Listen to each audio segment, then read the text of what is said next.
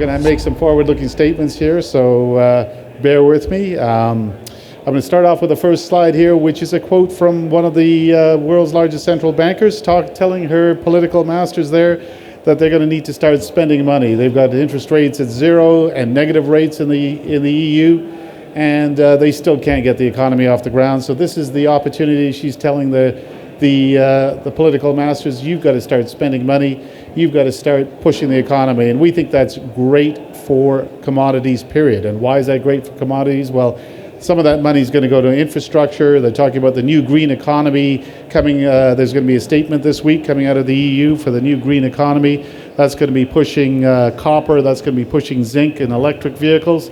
So we think that's a great start. And we're not the only ones that think that way. If you've listened to some of the talks from some of the billionaires that have made money on mining here at this conference, people like Frank Giustra and Ross Beatty, these guys are taking positions in companies right now. And why are they taking them right now is because things are cheap, and this is their opportunity. They see the next cycle coming, and certainly that is the case. We believe that's the case because the last time something like this happened was in 2009, 2010. Price of copper went up 2.5 times.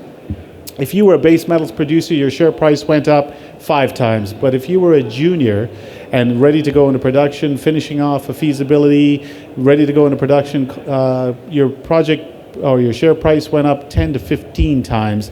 You could look at groups like Copper Mountain. Copper Mountain was trading at 50 cents. It hit $5 at that time. And that's the kind of rewards you get by investing in junior miners, and that's the kind of rewards that we hope to get as large shareholders ourselves. So why did we get involved with Foran Mining? Well, one of the largest shareholders is Pierre Lassonde, chairman of Franco-Nevada. He owns about 12%. Our chairman is Darren Morcom, who owns about 15% of the company. And each of us, including myself and directors that own about 10% of the company, each of us have participated in the financings that we've done. So we've participated along with shareholders. We're large shareholders, so 5 people I've just told you about own 35% of the company. And we're all about value per share. We're not about market cap. Market cap is fine, but if you're issuing shares to have market cap, then you're not actually creating any value for shareholders. So the reason that we got involved was we were in Saskatchewan, #1 mining jurisdiction in Canada, #3 in the world. Western Australia and Nevada are the other groups, so you can see we're in good company there.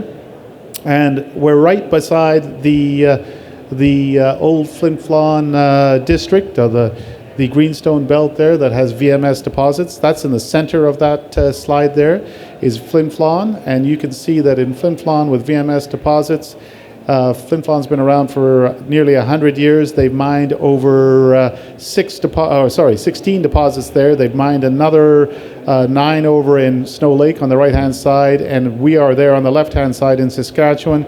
We've got our flagship McIlvenna Bay, as well as other projects such as Thunder Balsam, where we've drilled better than 4 meters of 3% copper, and Big Stone that's got close to 4 million tons of 2% copper. We actually drilled a couple of holes in there, hit 100 meters of 2% copper, and in 2015 the market really didn't care. So we will keep on pushing that project ahead.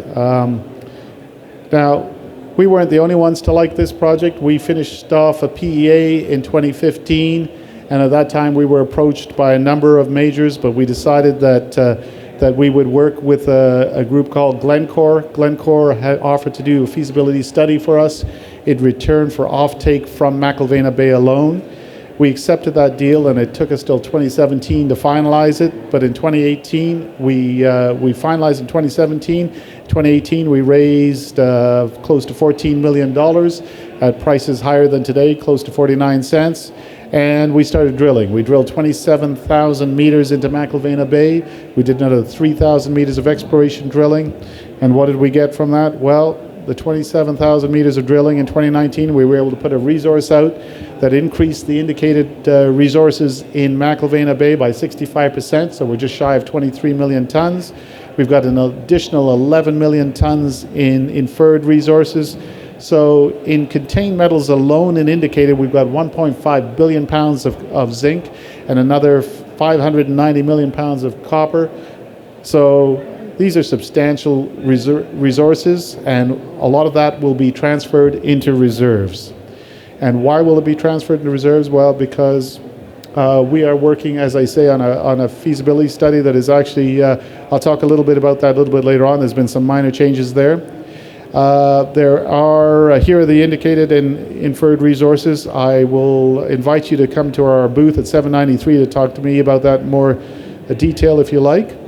But moving right along, our deposit is substantial. It's the second largest deposit ever discovered in the area.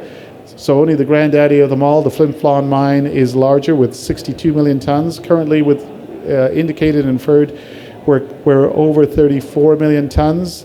All of the mines that have ever been opened in Flin Flon, according to Hud Bay, from the day they were opened to the day they closed, their reserves actually doubled in size. So we're hoping to follow a track record like that. That would be amazing for us and for shareholders. But more importantly, these VMS deposits occur in clusters. And as you saw on the one map that I had back there, we've got a number of them. There have been 16 of them mined there in Flin Flon, and we've got a number of those same clusters around us. So not only are we hoping to have a single Flin Flon mine, but we're hoping to make more discoveries and have a chance to develop deposits such as Big Stone and push those ahead. So we hope that that at some point in the future we'll have multiple mines and be around as long as the town of Flin Flon's been around, which is close to 100 years.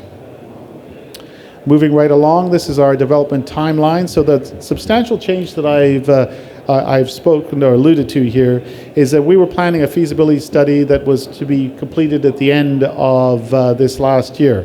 However, due to changes in the rules on how tailings are treated, we were planning on sending all our ore to Flin Flon and treating them at the Flin Flon mill there.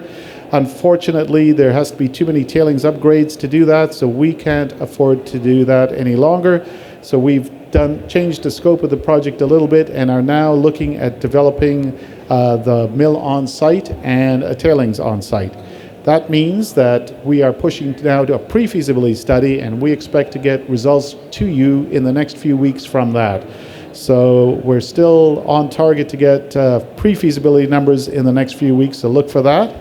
And our feasibility study will be done by the end of 2020, and then we're going to push towards production, and production date of 2024 is important. And the reason why it's important is we see with the infrastructure changes that we think are coming up to that the politicians are going to push. We see the push with the electric vehicles that are happening now, that the demand for copper and zinc and all base metals actually are going to rise.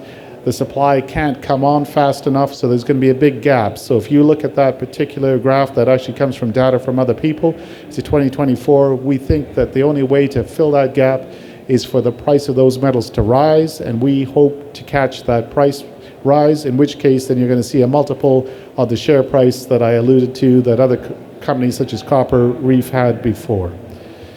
So to finish it off, I want to say that if you're going to invest in a company like us, you should look at location. So our location is low risk, Saskatchewan. We're in a mining town that's supported by mining by the population there and by the First Nations. So your risk is low. If your political risk is low, then you can focus on the project as opposed to worrying about who you're going to, which fire you're going to put out next. VMS deposits. We've got the second largest one ever found in the area, but we've got the scope to actually add more. So again, that is a plus. We've got the people. We've all been involved with projects before and past successes in developing mines and developing companies, and we've added a lot of money to shareholders in the past. We've got the growth profile, as I've talked about on the exploration side, and timing is in our favor with 2024.